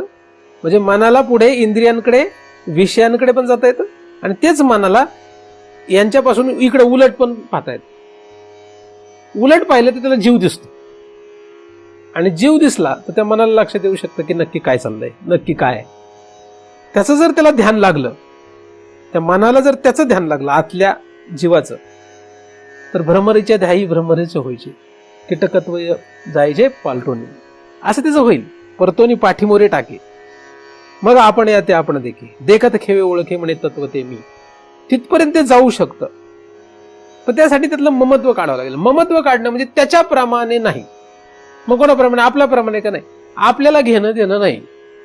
ममत्व नसले घेणं देणं राहत नाही ना. समजा शेजारच्याची पोरगी पळून गेली तर आपण त्यांच्याकडे सांत्वन करायला गेलं तर काय म्हणतो? वाईट झालं, चांगलं झालं. शेजारचा माणूस मेला, आपण म्हणतो वाईट झालं, चांगलं झालं. तरी घरी येऊन आणतो का नाही पुरणपोळी? ते सुतक पाळतात 10 दिवस. आपण मजा करतो का नाही इकडे? पण गेल्यावर तिथं काय म्हणतो? कसं झालं, असं कसं, किती वाईट झालं. आणि येता येता रस्त्यात वडापाव खातो. कुठलं काय वाईट झालं? मैत्रीहून येताना करता का नाही तुम्ही लोक? दहाव्याहून मैत्रीहून येताना हा, मग कसलं? तिथे गेल्यावर काय म्हणतो? खूपच वाईट वाटलो असं म्हणतो ना. म्हणजे खोटारडे पण आहे का नाही? खरं आहे काय काही? मग दुःख झालं त्यांनी 10 दिवस सुतक पाळलं, आपण पाळतो का सुतक? ज्यांना दुःख झालं त्यांनी सगळ्यांनी सुतक पाळावं. मग तीच नाही पाळत तर ती तरी पाळतात का नाही? सांगतात नाही त्यांचं पण. असो. तर मन जे आहे, हे मन ज्ञानेंद्रियांकडे, कर्म इंद्रियांकडे आणि त्यांच्या वाटे 10 विषयांकडे कुठेही जाऊ, कायम जाईल का? नाही जाणार. कायम जाईल का? नाही जाणार. बरं, कायम जाणार नाही. कायम जाणार नाही हे नक्की आहे, पक्क आहे का नाही? मन हे 10 इंद्रियांकडे कायम जात नाही. मन हे 10 विषयांकडे कायम जात नाही. मन हे कधी या विषयाकडे, कधी त्या विषयाकडे, कधी या इंद्रियाकडे, कधी त्या इंद्रियाकडे असं जाणार. किती वेळासाठी जाणार ते पण ठरत नाही. कधी 1 मिनिट जाईल, कधी अर्धा तास जाईल, त्याची काही गॅरंटी नाही. बरोबर? मग त्याच्यामध्ये याचं एवढं कौतुक करायचं काय कारण? आता कौतुक करत बसलो म्हणून त्याची अडचण जास्त वाढली. त्याचं ममत्व कौतुक करत बसलो, त्याचं काय केलं आपण? त्याचं कौतुक केलं. म्हणजे काय? डोळ्यांनी मला हेच पाहायचंय असं कोणाला वाटतं? मनाला वाटतं. आणि जीव म्हणतो नाही, आपल्याला ते पाहावंच लागणार. काय म्हणजे काय काय काय पाहावं वाटणार? त्या मनाला जे वाटतं ते ठरवूनच दिलंय आपण. तुम्ही त्याचं कौतुक केलं की तो त्रास वाढला. मिळालं तर, पाहायला मिळालं तर सुख, नाही मिळालं तर दुःख, आणि मग त्याचा भोग मनाद्वारे त्या जीवाला होतो. कौतुक केल्याचा परिणाम आहे, ममत्व ठेवल्याचा तो परिणाम आहे. प्रयत्नपूर्वक ते ममत्व काढावं लागेल. मन जे आहे हे मन ह्या विषयांमध्ये, या इंद्रियांद्वारे जेव्हा जातं तेव्हा ते कायम तिथे जात नाही. आणि त्याचं जाणं न जाणं हे जीवावर म्हणजे आपल्यावर अवलंबून नाही, ते पूर्व कर्मावर अवलंबून. जेवढा आपल्या हातात भाग आहे तेवढ्यात आपल्याला जे वाटेल ते आपण करू शकतो. काही भाग आपल्या हातात नाही, तो पूर्वकर्मामध्ये सोडून देता येतो. जगातला प्रत्येक पदार्थ जशा रीतीचा आहे, जशा स्वभावाचा आहे, तशाप्रमाणेच वागणार आहे, तशाप्रमाणे जाणार आहे. त्याच्यापासून तुम्ही वेगळ्या अपेक्षा केल्या तर दुःख, आणि तशीच अपेक्षा केली तर सुख. तुम्हाला असं वाटलं की झाडाने सावली द्यावी आणि झाडाने सावली दिली तर तुम्हाला सुख, पण नाही दिली तर दुःख. सावली देणे हा झाडाचा स्वभाव आहे. जेव्हा झाडाला पानं असतात तेव्हा. उन्हाळ्यामध्ये विदर्भातलं झाड आहे आणि तुम्ही अपेक्षा करताय त्याला खूप मोठी गर्द हिरवीगार पानं असतील आणि सावली मिळेल, मग आता गडबड आहे, मग आता काही नाही, दुःख. पाण्यात पाय ठेवले, चिखलात पाय ठेवले, भिजणार नाही, खराब होणार नाही अशी अपेक्षा ठेवली तर चिखलाचा स्वभाव आहे. चिखलात पाय ठेवले की तुमचे पाय स्वच्छ होतील का? होणार नाही. अग्नीत पाय ठेवला तर शीतलता मिळणार नाही. त्यांचा स्वभाव आहे. अग्नीचा स्वभाव आहे जाळणं, भाजणं. तुमच्या अपेक्षेला काही किंमत आहे. काही पदार्थांच्या स्वभावाप्रमाणे सहज आणि सतत असतात. काही पदार्थांचे स्वभाव काळानुरूप बदलत असतात. जसं उन्हाळ्यामध्ये, ग्रीष्म ऋतूमध्ये झाडाची पानाची गळती होते, ग्रीष्मातच होते ना. त्या काळामध्ये झाड सावली नाही देऊ शकत. पण तुम्ही जर रडत बसले, नाही नाही हिवाळ्यात तर झाडं चांगलं सावली देतात, आता ह्याला काय रोग भरलाय, असं चालेल का? नाही. आपल्याकडे तरी पानांची गळती झाडांची एवढी होत नाही. अमेरिकेसारख्या बाकीच्या देशांमध्ये असेल, पण अमेरिकेमध्ये जो तो कालावधी आहे, बर्फ पडतो तो कालावधी, त्या कालावधी त्या झाडाकडे जर तुम्ही बघितलं तर हे झाड आहे का काड्या उभ्या केल्यात असं वाटतं. इतकी परिस्थिती खराब. म्हणजे आपल्याकडे जे वाळलेली मेलेली झाडं असतात तशी त्या हिरव्या गर्द असलेल्या झाडांची स्थिती त्या काळात असते. बघा, म्हणजे आपल्याकडे जी झाडं आहेत ना, ज्यांची स्थिती कशी असते, झाड मेल्यानंतर ते काड्या तयार होतात ना, तशी स्थिती त्यांची तेवढ्याच सीझन पुरती असते, तेवढ्याच काळापुरती असते. तर काही पदार्थांचा स्वभाव जो आहे जरी सावली देण्याचा आहे तरी कायम नाहीये. अग्नीचं तसं नाही. अग्नी असं कधीच करत नाही. बरं, अग्नीचा स्वभाव भिन्न आहे. अग्नीचा स्वभाव काय? अग्नीचा स्वभाव आहे सतत भाजणं. आता तुम्ही झाडाचा नियम अग्नीला लावायला गेले, नाही झाड कसं कधी कधी सावली देतं आणि कधी कधी नाही देत, मग अग्नीने पण तसं करायचं. काय करायचं? कधी कधी भाजायचं, कधी कधी नाही भाजायचं. म्हणजे कधी कधी शीतलता, कधी कधी जमेल. त्याचं तसं नाही स्वभाव. सांगण्याचा मुद्दा, जगातल्या प्रत्येक पदार्थांचा आपला एक स्वतःचा स्वभाव आहे. तो वेळेनुसार समान असू शकतो किंवा नसू शकतो, आणि त्यामध्ये तुम्ही काहीही करू शकत नाही. काहीच नाही करू शकत. का करू शकता काय? म्हणजे पोरग पळून जाणार असेल तर तर तर जाणारच आहे. त्याला कोणीही काही करू शकत नाही. म्हणजे जे होणार आहे ते होणारच आहे, त्याला बदलू शकत नाही. नाही, मला ममत्व आहे म्हणून व्हायला नको, ही तुमची भूमिका आहे, त्याला काही किंमत. सगळ्यात वाईट गोष्ट आहे मन. बाहेरच्या ममत्वाला हे सगळे नियम मी जे बोलतोय, मनाला जे जरी सांगत होतो ते सगळ्यांनाच लागू आहेत तसे, पण या सगळ्यांमध्ये भयानक गोष्ट जर काय आपल्या शरीरामध्ये ती मन आहे. या मनामध्ये मनावर जे आपलं ममत्व आहे, त्या ममत्वाने आपल्याला डुबवलेलं आहे. मनाचा जो स्वभाव आहे तो जाणावा का नाही जाणावा, जाणला तर त्या स्वभावाला स्वीकारून तुम्ही जर जगू लागले तर तुम्हाला त्रास होणार. पण मन ही इतकी विचित्र गोष्ट आहे की त्याचा संपूर्णतः आकलन होणं फार कठीण. जसं एखाद्याला कळलं की हा अग्नी आहे आणि ह्याच्यात हात घातला तर भाजणार, तो त्यात अग्नीमध्ये हात नाही घालणार. पण एखाद्याला नाही कळलं तर तो त्या अग्नीत हात घालेल आणि त्याला भाजेल. बरोबर? म्हणजे अग्नीच्या स्वभावाचं ज्ञान होणं आणि न होणं यानुसार तो पुढचा व्यवहार त्याचा भाजण्याचा किंवा न भाजण्याचा होऊ शकतो. पण असा जर एखादा पदार्थ असेल की त्याचा स्वभाव आपल्याला कळणारच नाहीये नीट, की असं असेल का असं होईल, हे असं होईल का असं सांगताच येत नाही, मग काय, मग अजून अवघड होऊन बसतं. हे मन अगदी तसं आहे. अग्नीचा स्वभाव तरी कळेल, पण मनाचा स्वभाव, मन जे आहे हे काय कसं त्याचं आकलन होणं अतिशय अवघड आहे. याच्या पाठीमागे इतके ऋषीमुनी गेलेत, आजही अनेक लोक प्रयत्न करतायत, पण हे कळणं अवघड आहे. म्हणजे हे थोडं आहे का मोठं आहे, असं आहे का तसं आहे, या रहाटावया पडे लक्के थोकडे, ह्याचं काहीच गॅरंटी नाही. म्हणजे काय, आणि त्याच्यावर आपण ममत्व धरून बसलोय आणि अधिक आपल्याला ठरलंय की असं मनाने करावं तसं करावं, मग ते त्याच्याप्रमाणे होईल का, नाही होणार. मग आपल्याला सतत दुःख. मग कधी कधी आपल्याप्रमाणे झालं की सुख आहे. मन आणि त्याची जी फौज आहे त्यांनी आपल्याप्रमाणे केलं की आपल्याला बरं वाटतंय, आणि यांनी आपल्याप्रमाणे नाही केलं तर आपल्याला दुःख होतं. मग त्याला त्यांचा दोष आहे का, आपला दोष आहे? आपण त्याच्यात ममत्व ठेवला हा दोष. तसेच दोष आहे, ममत्व ठेवलं हा दोष आहे. तुमचं ममत्व जिथे आहे तो पदार्थ जर आकलन शक्तीमध्ये असेल आणि मग तुम्ही त्याप्रमाणे निर्णय घेतला तर ठीक आहे, पण आकलन शक्तीच्या बाहेर गेलं तर काय करणार? मला सांगा, तुमचं पोरग तुमच्या आकलन शक्तीत आहे का? उदाहरण तुमच्या आकलन शक्तीमध्ये येईल का? वाटलं होतं का असं करीन? त्यांचंच नाही, मी तुमचं सगळ्यांचंच म्हणतो. मी त्यांच्याकडे पाहिलं म्हणजे तुमच्या पोराचं सोडून दिलं असं नाहीये. आपण तसं काही कोणाला सोडत नाही, कोणाच येत नाही. त्याने कोणी सांगावं बसलेलं नाही की आमचं पोरग आमच्या आकलन शक्तीत आहे. आकलनचा पण नाही तुमच्याकडे. पोरग काय पोरगी काय तुमच्या आकलन शक्तीच्या बाहेर आहे. विनाकारण नादी लागू नका, वेडे होऊन जा. तसे झालेच तुम्ही, तसेच आधीच वेडे नाही, शीन होणार. काय होणार? शीन होणार, बाकी काहीच नाही. आता मी तुमचे आकलन करत बसतोय का? मी तुमचं आकलन, तुम्ही माझी लेकरासारखं आहेत ना, जरी वयाने मोठे असले तरी मी तुमचं आकलन करत बसलो. आता हे काय करत असतील, काय करतील, काय आकलन करत बसलो, काय होणार? मला शीनच झाला. एवढे चिंतन सांगून काय उपयोग झाला? एवढे चिंतन सांगून उपयोग काय झाला? म्हणजे मला झाला का नाही शीन?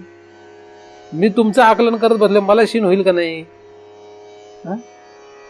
सोपं काय, ज्याचा हात तुटल त्याच्या गाड्यात पडेल, आणि पाय तुटला तर गाड्यात बांधून फिरू देत. आपल्याला काय त्याचा फरक पडतोय का काही? नाही, असं कसं महाराज, याला काय दयाळूपणा म्हणतात. मी आधीच सांगितलं, आम्ही दयाळू नाहीच आहे. दयाळूकांमुळे वेगळे देवेत, येणे ज्ञानशास्त्रे तिखटे. हे काय जे ते स्पष्ट आहे. तुम्हाला ते पटतंय नाही पटतंय हा तुमचा विषय. ममत्व हे तुम्हाला डुबवायला कारण, हे पहिलं लक्षात. ममत्व नाही, मग त्यांच्यात जगू नये का? तुम्ही सोडून काय जाणार आहे? सोडून काय जाणार आहे? ह्याच्या बाहेरचं सगळं सोडता येईल. मी तुम्हाला अनेक वेळा सांगितलं की तुम्हाला सोडायचं असेल तर तुम्ही काय सोडू शकता? सगळ्यात शेवटचं सोडणं काय आहे? सगळ्यात जास्तीत जास्त शेवटचं काय सोडू शकता? अंगावरचा कपडा. बरोबर? त्याच्या पलीकडे काय सोडणार? सोडण्यामध्ये, त्यागामध्ये सगळ्यात श्रेष्ठ काय आहे? सर्वोत्कृष्ट त्याग कुठला आहे? अंगावरचा कपडा सुद्धा त्यागला म्हणजे दिगंबर, हा सर्वोत्कृष्ट त्याग आहे. वाईट नाही बरं मी सांगत, हे चुकीचं नाही सांगत तुम्ही काही लोक चुकीच्या पद्धतीने घेतले तर. उत्कृष्ट त्यागामध्ये, स्थूल त्यागामध्ये दिगंबर होणं ही उत्कृष्ट त्यागाचं अवस्था, त्यागायचं ठरलं. पण शरीर त्यागता येईल का? शरीर त्यागला की विषय संपला. शरीर त्यागला की विषय संपतो ना. मग पुढे काय माहितीच नाही. मनुष्य देहाला विषय संपला. हे फक्त मनुष्य देहामध्ये चांगलं काय, वाईट काय, योग्य काय, अयोग्य काय, धर्म काय, अधर्म काय हे कळून घेणं फक्त मनुष्य देहामध्ये. कुत्र्या मांजराला डुकराला कळत नाहीये. देवाधिकांना कळतं पण उपयोग होत नाही, त्यांना तो अधिकार नाही. फक्त मनुष्याला अधिकार आहे. आपल्याला फक्त अधिकार आहे काय करायचं आणि काय नाही. तर स्थूल शरीर, सूक्ष्म शरीर म्हणजे मन, हे आपल्या आकलन शक्तीच्या बाहेरचा विषय आहे. स्थूल शरीर म्हणजे काय, क्षेत्र म्हणजे काय, असं ज्ञानदेवाने 13व्या अध्यायात म्हटलेलं आहे. तर त्यांनी इतकं वर्णन केलंय की इतक्या ओव्या झाल्या त्याच्या. कारण त्याची 18व्या अध्यायानंतर सगळ्यात जास्त ओव्या त्याच्याच असतील, 13व्या अध्यायाची है ना. क्षेत्राचं वर्णन इतकं केलंय आणि त्याच्यात तरी त्यांनी लिहून ठेवलंय की हे जे वर्णन याचं माझं काही खरं नाही, म्हणजे सांगता येणार नाहीये, पण तरी सांगून ठेवलं एवढे. हे आकलन शक्तीच्या पलीकडे, पण वर्णन सगळंच केलेलं. मग त्याच्यामध्येच हा मन हा एक क्षेत्राचाच भाग येतो. आणि त्याच्यावर आपण ममत्व धरलं आणि तो असं वागणार तसं वागणार म्हणून त्याच्या नादी लागलो, त्याच्यावर ममत्व ठेवून आपण डुबलो. म्हणून ह्या मनाच्या नादी लागला. मनाच्या नादी लागू नका. कसं नादी नाही लागायचं हा प्रत्येकाचा आपला अभ्यासाचा विषय. प्रत्येकाला ते आपापल्या अभ्यासानुसार करावं लागेल, विचार करावा लागेल कसं. कारण हे मी सांगतोय, पण हे आचरणात कसं आणायचं हा एक खरा प्रमुख अभ्यास आहे. तो आपल्याला शोधावा लागेल, तो करावा लागेल. ज्या कुठल्या रीतीने तो करता येईल तर करायला पाहिजे. पण मनाच्या अधीन झाला की वाटोळ. म्हणून मनाच्या ममतेपासून बाहेर पडलं पाहिजे. मनावर ममत्व ठेवणं, ज्या कुठल्या उपायाने ते ममत्व नष्ट करता येईल ते करा. मननिग्रहाने जर ममत्व नष्ट होत असेल तर मननिग्रह करा. जर त्या पद्धतीने म्हणजे मननिग्रहाच्या पद्धतीने मनाचं ममत्व नष्ट होणं असेल तर ममत्व काढण्यासाठी म्हणून मनाचा निग्रह करायला काही हरकत नाही. ती तपस्येचा भाग आहे. जर तुम्हाला त्याची गरज नसेल वाटत आणि ममत्व निघणार असेल दुसऱ्या उपायाने ते करा. तर तुमचा प्रश्न आहे, तुम्हाला कुठला उपाय घ्यायचा आहे हा तुमचा अधिकारानुरूप प्रश्न आहे. म्हणून मी असं सांगू शकत नाही की तुम्ही हाच उपाय करा. पण ममत्व काढणं हा आपला सगळ्यांचा समान धागा आहे. सगळ्यांना ते करावंच लागणार. जर तुम्ही हे मनावरचं ममत्व काढलं तर त्याच्या खालच्या सगळ्यांचं ममत्व सटासट निघून जाईल. आपोआप मत निघून जाईल, वेगाने निघून जाईल.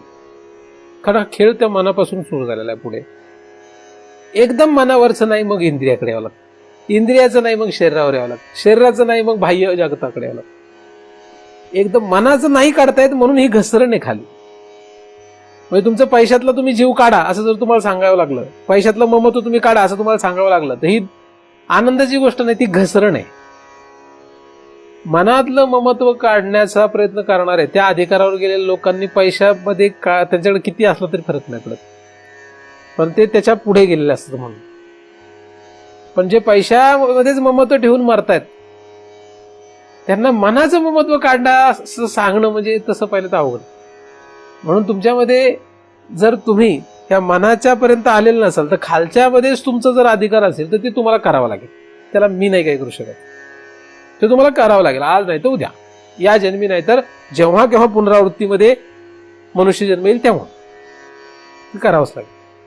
कारण जर आपल्याला हृदय ग्रंथीपर्यंत जायचं असेल तर आणि त्याचा नाश करावा असं वाटत असेल तर मन निग्रह असो का कुठलाही उपाय असो की ज्याने मनाचं ममत्व नष्ट होईल असं करा. मग हे ममत्व नष्ट केलं की आपण आतमध्ये जीवाकडे जाऊ शकतो.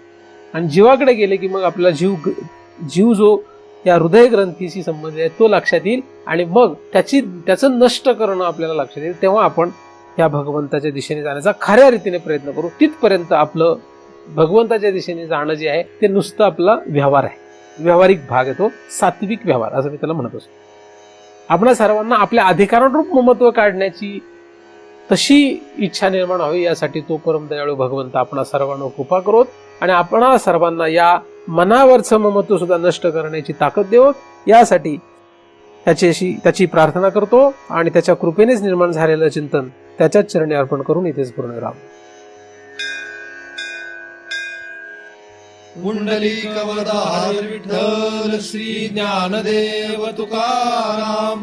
पंढरीनाथ भगवान की जय. माऊली ज्ञानेश्वर महाराज की जय. जगद्गुरु तुकाराम महाराज की जय. सद्गुरुनाथ भगवान की जय. हरि ओम तत्सत.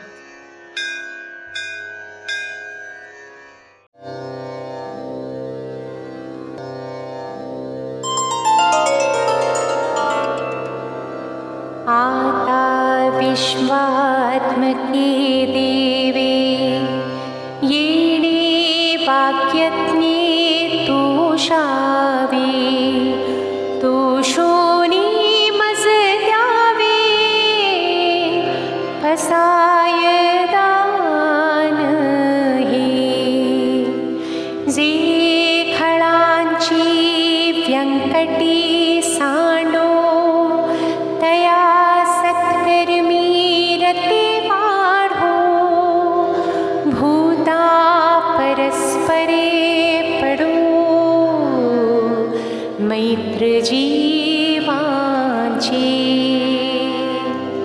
दुरितांचे तिमिर जावो विश्व स्वधर्म सूर्ये पाहो. जो जे वांछिल तो ते लाहो प्राणी जात. वर्षत सकळ मंगळी ईश्वर निष्ठांची मांदियाळी. अनवरत भूमंडळी भेटतो भूता. चला कल्पतरूंचे आरव चेतना चिंतामणीचे गाव. बोलते जे अर्णव पियुषाचे. चंद्रविजे अलांछन मार्तंड जे तापहीन. ते सर्वाही सदा सज्जन सूयरे होतु. किंबहुना सर्वसुखी पूर्ण होनी तिहि लोकी. भजी जो आदि पुरुखी अखंडित. आणि ग्रंथोपजीवी विशेषी लोकी. दृष्टा दृष्ट विजये हुआ विजी. येथ मणि श्री विश्वेश्वरावो हा होईल दान पसावो.